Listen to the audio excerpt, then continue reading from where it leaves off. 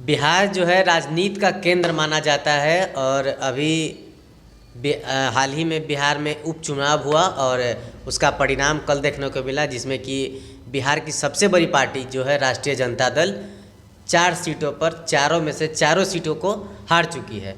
इसके बावजूद भी इसकी चर्चा ना होकर बिहार इतना मुद्दा विहीन हो गया है कि इसमें भी रोशन रोही और किरण सिंह और पता नहीं कौन कौन सा जो रील बनाते हैं, गाना गाते हैं, अश्लीलता परोसते हैं, उनका मुद्दा वायरल हो जाता है।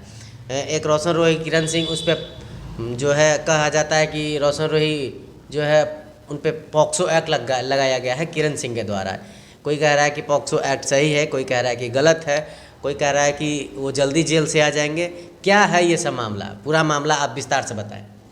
देखिए, सबसे पहले तो ये जो पॉक्सो एक्ट है, ये निर्भया कांड जो हुआ भारत में, उसके बाद देश को ये ज़रूरत महसूस हुआ कि 18 साल से नीचे के बच्चों के साथ जो दुर्व्यवहार या दुष्कर्म जो किया जा रहा है, इसके लिए कोई एक बेहतर नियम और कानून बनाया जाए। तो देश को जब ज़रूरत हुआ इन नियमों का, तो देश का पार्लियामेंट हाउस जो है 14 नवंबर 2012 को एक पॉक्सो एक्ट लाता है, जिसके तहत किसी भी 18 साल से कम उम्र के महिला के साथ सेक्सुअल एब्यूज या सेक्सुअल असॉल्ट या सेक्सुअली किसी भी प्रकार का हरासमेंट का अगर कोई भी केस होता है तो वो पॉक्सो के अंदर काउंट होता है। इसी में अभी जो किरण सिंह आरोप लगाई हैं रोशन रोही पे, वो पॉक्सो एक्ट के तहत ही लगाई हैं। और ये पॉक्सो एक्ट में सबसे बड़ा चीज़ जो देखने वाला है, जो आप कह रहे हैं कोई कह रहा है सही है, कोई गलत कह रहा है, जो सही कह रहा है उसका ये मानना है कि आधार कार्ड में जो उसका डेट ऑफ बर्थ है किरण सिंह का, वो 2007 का दिया गया है। तो इसके हिसाब से पॉक्सो वैलिड है, जिसके तहत अभी रोशन रोही गिरफ्तार भी हो चुके हैं। लेकिन जो उनके विरोध में हैं, जो रोशन रोही के वकील हैं या जो रोशन रोही के फेवर में बोलने वाले लोग हैं, उनका कहना है कि किरण सिंह का उम्र जो है 18 वर्ष से ज़्यादा है। कहने का मतलब एक ये चीज़ जो आपको समझना पड़ेगा कि जो इंडिया का सर्वोच्चतम न्यायालय है, जो सुप्रीम कोर्ट ऑफ इंडिया है, वो भी इस चीज़ को माना है कि जो आधार कार्ड है वो वैलिड डॉक्यूमेंट नहीं है। किसी का भी एज को डिटरमाइन करने के लिए आधार कार्ड को वैलिड डॉक्यूमेंट नहीं बताया गया इंडिया के सुप्रीम कोर्ट के द्वारा। तो सवाल है कि अब हम किसी का एज कैसे पता करेंगे? इस तरह का केसेस तो कोई भी कर सकता है।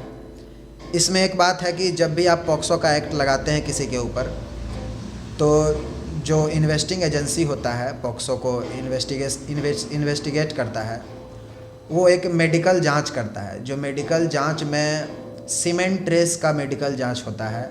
इस सीमेंट ट्रेस के दौरान ये पता लगाया जाता है कि महिला का उम्र कितना हो रहा है, जो कि अभी सीमेंट ट्रेस जैसा मेडिकल जांच शायद, जहाँ तक मुझे जानकारी है, किरण सिंह का नहीं हुआ है। और इसमें 2-3 मामला जो और सामने आ रहा है, जो कि चार्जशीट जो फाइल किया गया है किरण सिंह के द्वारा, उसमें ये भी देखा गया है कि वो जो चार्जशीट फाइल की हैं उसमें आधार कार्ड अपना लगाई हैं, तो उसमें डेट ऑफ बर्थ 2007 का है। लेकिन जब उनका जांच हो रहा है, उनका जांच पड़ताल किया जा रहा है उनके एज को लेकर के, या उनका इससे पहले बैकग्राउंड में कोई पढ़ाई लिखाई का कोई मामला हो, जहाँ पे पढ़ाई किया, कोई स्कूल का सर्टिफिकेट। चूँकि क्या है कि जब आधार कार्ड से एज को डिटरमाइन नहीं किया जा सकता है, तो देखा जाता है कि कोई स्कूलिंग सर्टिफिकेट वगैरह आपका है क्या। चूँकि आप जो 10th में आपका स्कूलिंग सर्टिफिकेट होता है, उसमें आप छेड़छाड़ नहीं कर सकते हैं, उसको आप चेंज नहीं कर सकते हैं। तो इस तरह का जब छानबीन जारी हुआ, तो उसमें पाया गया कि यहीं संत विनोबा उच्च हाई स्कूल जो पटेल नगर में है, वहाँ उनका LKG में एडमिशन हुआ था। तो उसका भी डेट कहीं मेंशन नहीं है, लेकिन वहाँ संत विनोबा उच्च विद्यालय के जो प्रिंसिपल हैं, वो जो साइन की थी उनके एडमिशन के दौरान, उनके सिग्नेचर के नीचे 2006 का डेट पाया गया है। तो सबसे बड़ा प्रश्न तो यही उठता है कि जब वो 2006 में उनका LKG में एडमिशन हो चुका था, तो ये 2007 फिर आधार कार्ड में डेट ऑफ बर्थ में कहाँ से आया?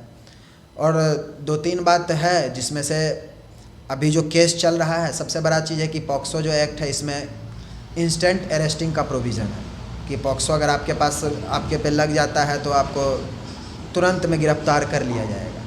तो इसका जैसे ही मामला अभी फेयर ट्रायल के लिए अभी पटना हाई कोर्ट में इसको दायर कर दिया गया है। फेयर ट्रायल पे जैसे ही जजमेंट होता है पटना हाई कोर्ट में, इसके बाद ही अब आगे का प्रक्रिया के बारे में कुछ कह सकते हैं। बाकी न्यायालय के ऊपर है कि किस प्रकार से न्याय को दिया जाता है, जजमेंट कैसे होता है, किसके फेवर में होता है, किसके विरोध में जाता है। अभी तक का ये सारी बातें तो पॉक्सो पे है कि पॉक्सो क्या है, पॉक्सो कैसे लगता है और पॉक्सो क्यों लगाया जाता है।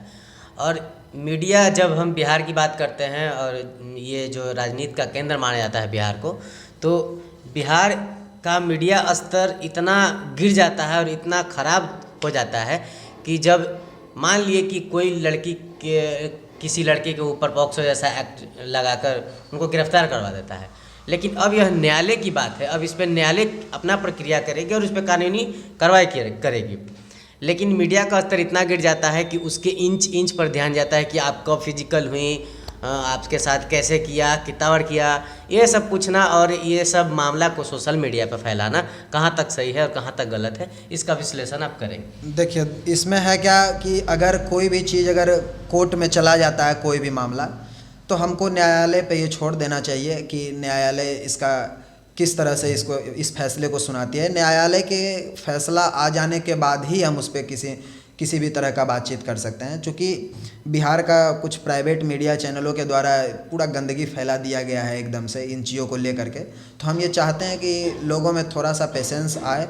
किसी भी एक चेहरा को इतना जल्दी ख़राब नहीं किया जाए। किसी को सही बताने वाले हम और आप कोई नहीं होते हैं। सही बताने के लिए माननीय न्यायालय है और न्यायालय का जो फैसला आएगा वही सर्वोच्चतम फैसला होगा और वही मानने के लायक होगा।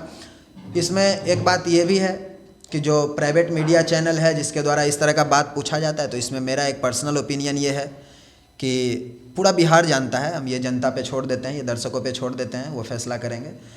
लगभग सब लोग जानते हैं कि किरण सिंह और रोशन रोही शादी के बंधन में बंध चुके थे।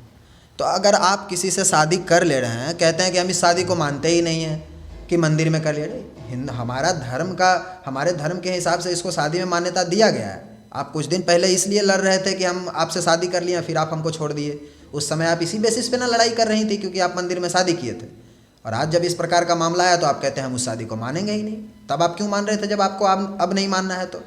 और एक ये बात है। दूसरा बात है कि अगर आप शादी कर लिए हैं किसी के साथ, तो ऑब्वियसली वो आपके साथ फिजिकली रिलेशन में भी आ सकते हैं। तो अब इस तरह से कोई अगर आपके साथ फिजिकल रिलेशन में आता है और कल को आप जा कर के उससे किसी तरह का अनबन होता है, तो आप इस तरह से किसी के ऊपर धारा 376 रेप केस लगा करके, पॉक्सो जैसा एक्ट लगा करके अगर आप किसी के भी पब्लिक फिगर को ख़राब करने का प्रयास कर रही हैं, हमको नहीं पता इसके पीछे का मुद्दा क्या हो सकता है। इसके पीछे का मतलब ये तो सही है कि उनके ऊपर पॉक्सो लगा दिया, लेकिन ये सोशल मीडिया पर जो सोशल मीडिया के पत्रकार हैं वो इस तरह का गंदगी फैला रहे हैं, ये कहाँ तक सही है? पत्रकारों का क्या है, इनको तो व्यूज चाहिए। इनको तो ऐसा मामला चाहिए जिसमें ढेर सारा व्यूज मिले। और इस तरह के मामलों को दर्शक सुनना ज़्यादा पसंद करते हैं कि कौन किसके साथ क्या किया, उसके साथ क्या हुआ। चूँकि रोशन रोही एक पब्लिक फिगर है, बिहार का हर लोग उनको जानता है, तो इसलिए भी उनके मुद्दों को लेकर के लोग ज़्यादा देखते हैं। तो इसलिए इन बातों पे क्या है कि सबको अपना अपना पर्सनल ओपिनियन दे रहे हैं।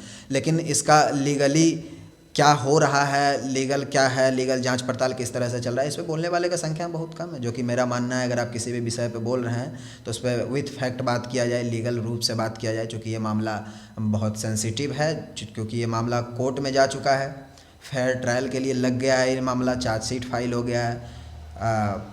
अभी एक बात को मान के चलना पड़ेगा कि अभी रोशन रोही पे आरोप लगाया गया है, आरोप सिद्ध नहीं हुआ है। आरोप सिद्ध हो जाने के बाद ही आप किसी को आरोपी के गिनती में ला सकते हैं। अभी उन पे आरोप लगा है, तो इस प्रकार से आरोप प्रत्यारोप का दौर चलते रहता है। लोकतांत्रिक देश है, यहाँ पे हम भी आपके ऊपर लगा सकते हैं कि आप हमारा 50 लाख रुपया छीन लिए। लेकिन इस तरह से आरोप लगाना बहुत आसान है, आरोप को सिद्ध करना बहुत कठिन है। देखिए अब ये आरोप को किस प्रकार से सिद्ध किया जाता है। बाकी मीडिया चैनलों का ये काम ही है, खास करके प्राइवेट मीडिया का, कि वो उस चीज़ को परोसेंगे लोगों के सामने जिस पे ज़्यादा व्यूज़ मिले, और इन तरह की चीज़ों पे ज़्यादा व्यूज़ मिलता है। मतलब कुल मिला के इन सारी बातों को अब माननीय न्यायालय पर छोड़ देना चाहिए और वो अपनी प्रक्रिया जो है ढंग से कर रही है, और उम्मीद रखनी चाहिए न्यायालय से।